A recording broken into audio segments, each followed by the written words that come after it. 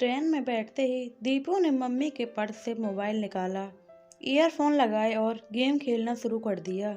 Mummy Vinita ने देखकर भी उसे अनदेखा कर दिया। आखिर कितनी बार कोई समझाए आज के बच्चों को। वैसे भी उसका मूड ठीक नहीं था। अभी तो यूरोप के टूर की थकान उतरी भी नहीं थी कि उसे कहीं शौक में जाना पड़ रहा है। सारी पारिवारिक जिम्मेदारियां भी उन लोगों को ही निभानी पड़ती हैं। दीपू के स्कूल की छुट्टियां चल रही थी, इसलिए उसे भी साथ ले जाना पड़ गया। वैसे भी 8 वर्षीय इस तूफान को संभालना और किसी के बात ही नहीं।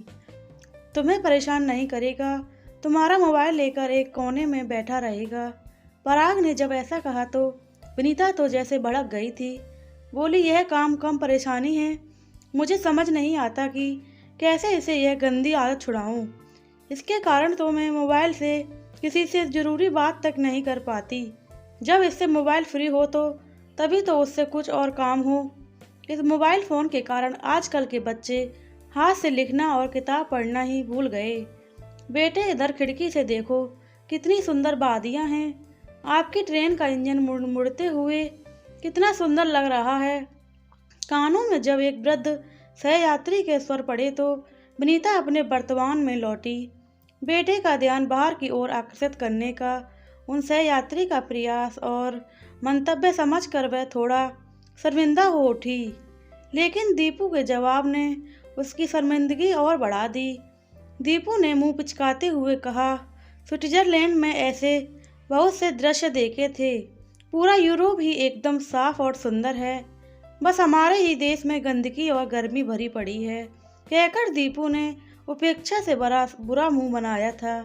एक बात बताओ बेटे, यदि तुम्हारे दोस्त का घर तुम्हारे घर से ज़्यादा साफ है और सुंदर है तो क्या तुम वहां जाकर रहने लग जाओगे? दीपू मोबाइल फ़ोन भूलकर सोचने की मुद्रा में आ गया। फ़ोन की स्क्रीन पर आंखें गड़ाए आसपास बैठे यात्री भी उत्सुकता से उन्हें देखने लगे। वे सज्जन हंसने लगे और बोले, नहीं ना, तुम अपने ही घर को स्वच्छ और सुंदर बनाओगे। अच्छा ये बताओ, तुम्हें पुस्तक पढ़ना पसंद है? मेरे पास ढेर सारी कॉमिक्स हैं। कार्टून के साथ साथ पंचतंत्र की कहानियाँ भी हैं। उन सज्जन ने सीट के नीचे से अपना बैग खींचकर पिंकी, बिल्लू चाचा चौधरी, मीराबाई, महाराणा प्रताप जैसे मशहूर किरदारों से जुड़ी किताबों एक के बाद एक निकालनी शुरू कर दी। आसपास बैटमैन, स्पाइडरमैन बनकर कूदते फांदते अब तक लोगों की नाक में दम किए हुए बच्चे भी वहां आ जुटे और लगे सभी अपनी अपनी पसंद की किताबें खींचने। दादाजी दादाजी वो ही पुकार से डिब्बा गूंज उठा। विनीता की आश्चर्य और उम्मीद भरी नजरें भी पुस्तक टटोलते दीपू पर टिक गईं। एक महिला सहयात्री ने टिप्पणी की, दादाजी आप तो चलती फिरती लाइब्रेरी हैं, पर मानना पड़ेगा बच्चों बड़ों सभी को व्यस्त कर दिया आपने।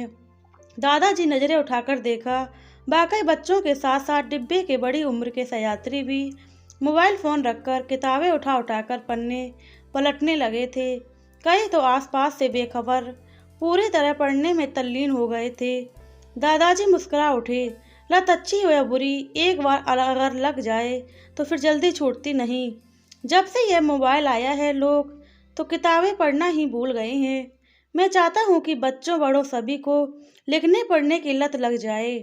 मेरे बेटे बहू दोनों नौकरी करते हैं, पत्नी भी साथ छोड़ चुकी है। बेटे बहू दोनों नौकरी में व्यस्त और पोता पोती स्कूल के आने के बाद और छुट्टियों में तो दिन भर टीवी फ़ोन में घुसे रहते हैं। मैं घर में तनहा पड़ा रहता, किसी से बात करने को तरसने लगा गया था। पोते पोतियों को जब उसके पास बैठने या खेलने के लिए बुलाता तो वे बुरा सा मुँह बनाते। मुझे लगने लगा कि मैं भी बहुत जल्दी ही अन्य रिटायर्ड लोगों की तरह बेड पकड़ लूँगा। मुझे पढ़ना बहुत अच्छा लगता है, अतः मैंने एक तकरीर निकाली। मैंने ओल्ड बुक स्टोर से कुछ पुस्तक खरीदकर अपने यह घर छोटी सी लाइब्रेरी शुरू कर दी। अब तो पूरे मोहल्ले के बच्चे दिन भर धमा चौकड़ी मचाए रहते हैं। बच्चे के जन्मदिन व उनकी अपनी शादी की वर्षगांठ पर लोग अपनी ओर से यहाँ कुछ किताबें खरीदकर डोनेट करते हैं। कुछ लोग अपने बच्चों के नाम से किसी पत्रिका की आजीवन सदस्यता लेकर पता यहाँ का नोट करा देते हैं। इससे हर महीने यहाँ नई पत्र पत्रिकाएं भी आती रहती हैं। अब तो वहाँ पुस्तकों का अच्छा खासा संग्रह हो गया है। हमारा बड़ा सा मकान है, हम ऊपर के माले पर रहते हैं, नीचे का तला खाली ही रहता था। जमाना ठीक नहीं है, न किराए पर भी दे सकते। अब 2 कमरों में अलमारियां किताबों से भरी पड़ी हैं। बाकी 2 कमरों में इंडोर गेम्स की व्यवस्था है। बच्चे जब पढ़ते पढ़ते ऊब जाते हैं तो बाहर लॉन में क्रिकेट फुटबॉल जैसे खेल भी खेलते हैं। मैं भी उनके साथ लगा रहता हूँ।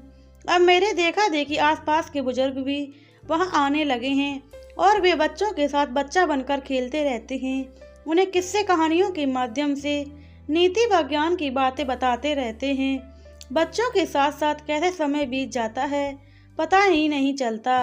मैं 70 से अधिक का हो चुका हूँ, पर अभी पूरी तरह स्वस्थ हूँ। बिना चश्मे के अखबार पढ़ता हूँ और शाम को दोस्तों के साथ कभी बैडमिंटन तो कभी वॉलीबॉल खेल लेता हूँ। बीपी डायबिटीज कुछ नहीं, मुझे सब कुछ खाता हूँ और बड़ा ही मस्त रहता हूँ।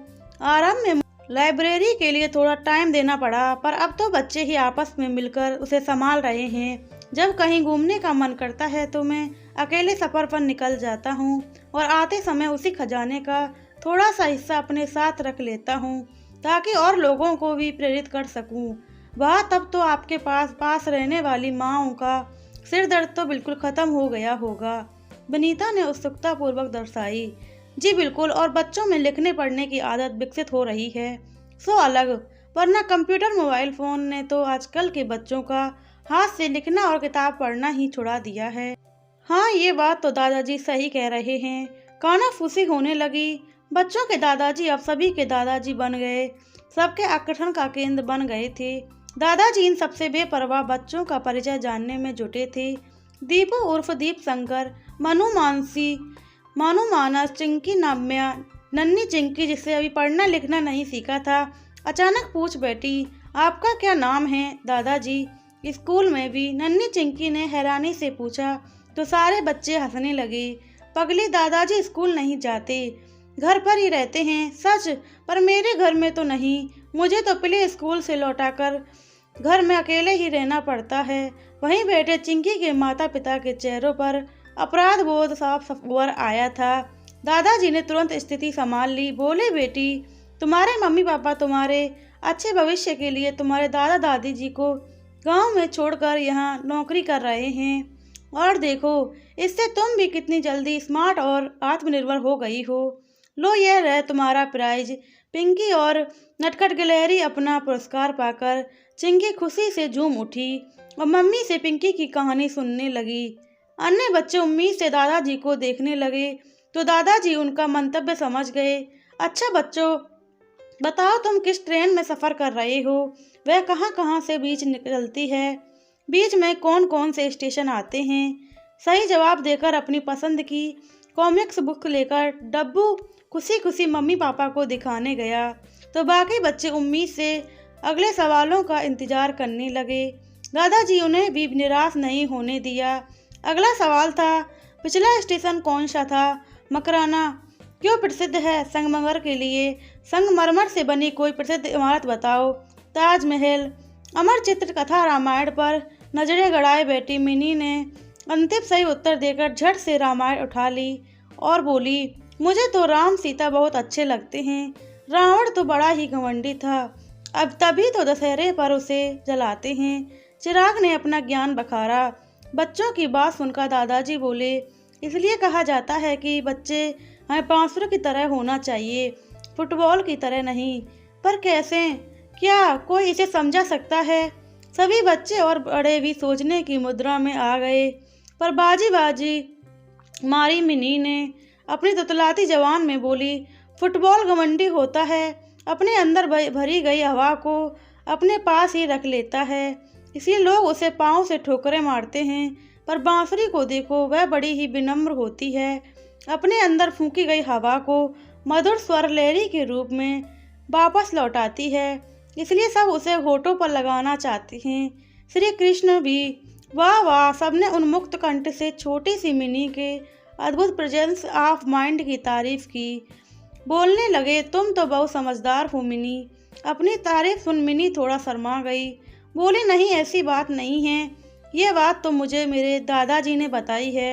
वे मुझे पुस्तकों से अच्छी अच्छी कहानियाँ और बातें बताते हैं। यह रामायण मैंने उन्हीं के लिए ली है।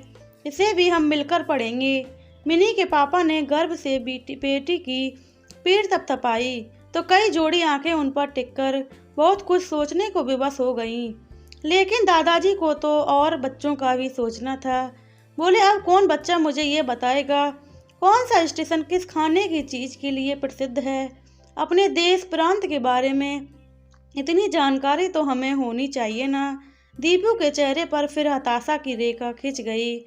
प्राइज पाने के सारे मौके उसके हाथ से निकलते जा रहे थे, किंतु प्रणव ने उत्साहित होकर जवाब देना शुरू कर दिया। सेंधड़ा के दही बड़े, ब्यावर की तिलपट्टी, नसीराबाद की कचौरी। बस करो भाई, मेरे मुंह में तो पानी आने लगा है। दादाजी मुस्कुरा उठे और बोले, वाकई हमारे देसी व्यंजनों का जवाब नहीं। चलो अब एक अंतिम सवाल, आप में से किसने हाल ही में विदेश यात्रा की है। और दादाजी का सवाल पूरा भी नहीं हो पाया कि दीपू खुशी से चिल्ला उठा, मैंने मेरा प्राइज। बेटा पूरा सवाल तो सुन लो। और आपकी बकेट लिस्ट में क्या है, यानी अगर आपको मौका मिले तो और कहाँ कहाँ घूमना चाहोगे। दीपू सोचने की मुद्रा में आ गया। सबकी नज़रें उस पर टिकी थीं, विशेषकर विनीता की। अपना देश, अब मैं अपना देश और विशेषकर मेरा प्रांत राजस्थान पूरा का पूरा घूमना और देखना चाहूँगा। बहुत खूब। दादाजी ने अपनी बैग से एक बेहद सुंदर डायरी और उतना ही आकर्षक पेन निकालकर दीपू को थमा दिया।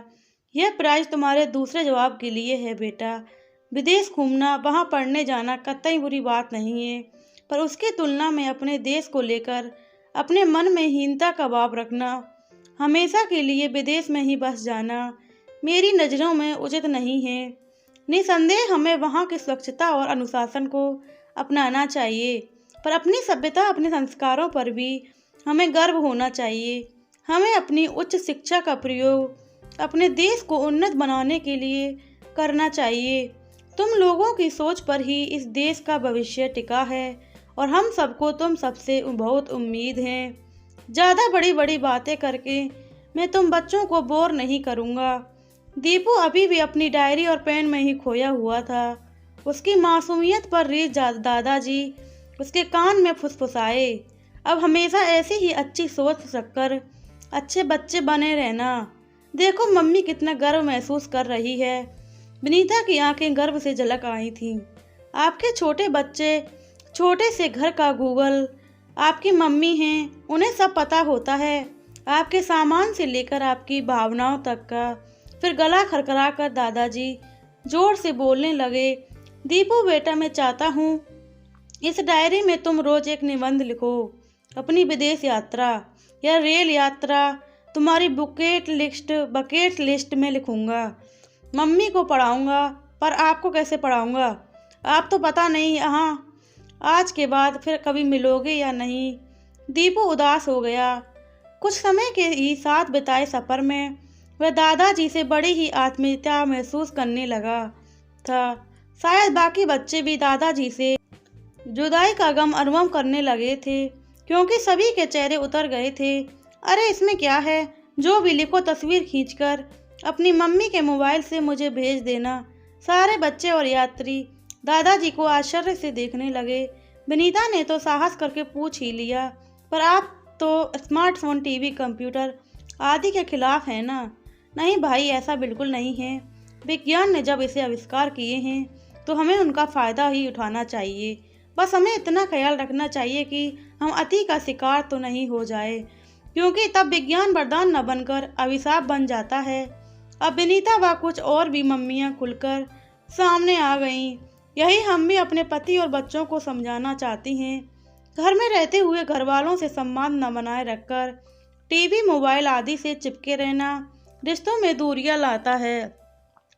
नौकरी तो मैं भी करती हूँ, लेकिन घर में घुसते ही ऑफिस को दिमाग से बाहर रख देती हूँ, और वही अपेक्षा पति और बच्चों से भी करती हूँ, पर उन्हें टीवी, लैपटॉप से चिपके देख औफ्त होती है। डब्बू की मम्मी ने अपनी बात रखी तो डब्बू और उसके पापा ने स्वयं को सुधारने का वचन दिया। विनीता का स्टेशन समीप आ रहा था। उसने सामान समेटना शुरू किया तो दीपू को मानो होश आया। बोला, दादाजी जल्दी से अपना नंबर दीजिए, मैं मम्मी के मोबाइल में सेव कर लेता हूँ। हमें भी। सारे बच्चे एक साथ चिल्ला उठे। दादाजी ने जब नंबर बोला तो सभी बच्चों ने अपने अपने मम्मी या पापा के मोबाइल में नोट कर लिया और फिर एक दूसरे का मुंह देखने लगे। आपस में खुसर फुसर भी करने लगे। क्या हुआ? दादाजी बिना पूछे रह ना सके। मैंने कह कर लिया, दीपू खुशी से चिल्लाया। पर कैसे, किस नाम से इनका नंबर सेव किया? सब अभिभावक और दादाजी हैरान थे। हम आपस में खुसर फुसर कर रहे थे कि दादाजी का नंबर किस नाम से सेव करें, क्योंकि दादाजी नाम से तो कईयों के मोबाइल नंबर पहले से सेव हैं। दीपू ने बताया। फिर एक सम्मिलित स्वर गूंजा, मैंने सेव किया है रॉक स्टार दादाजी। हुर्रे, हम भी इसी नाम से सेव करेंगे। सारे बच्चे एक साथ चिल्लाए, दादाजी रॉक्स। बच्चों के साथ साथ सारे यात्री भी उल्लास से चिल्ला उठे, रॉक स्टार दादाजी।